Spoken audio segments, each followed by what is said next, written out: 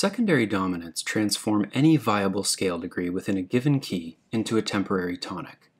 As such, voice leading in secondary dominants works exactly the same as voice leading in regular dominants. Leading tones move up by step, and chordal sevenths move down by step.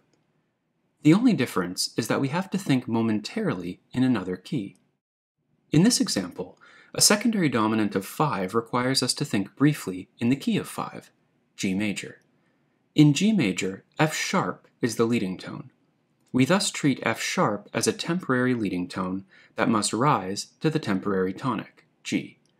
And as with all seventh chords, we must resolve the chordal seventh down by step.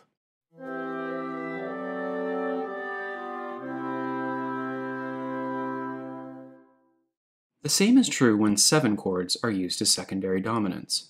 In this example, F sharp is the temporary leading tone, and E natural is the chordal seventh. Each resolves accordingly.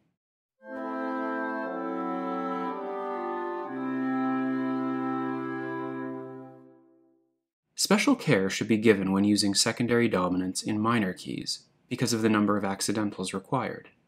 5 of 5 in C major, for instance, requires a single accidental, F sharp, but the same chord in C minor requires 2 accidentals, F sharp and A natural.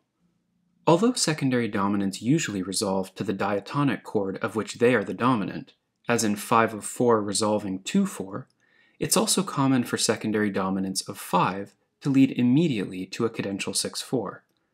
When this occurs, the 7th of the secondary dominant doesn't resolve until the cadential 6-4 resolves.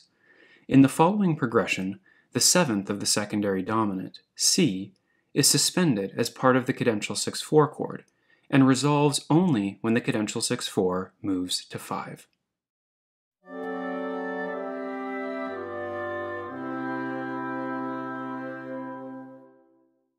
The same is true when 7 diminished 7 of 5 moves directly to a cadential 6-4. Note that in the major mode, however, the chordal 7th, E flat, first moves up by augmented unison to E natural.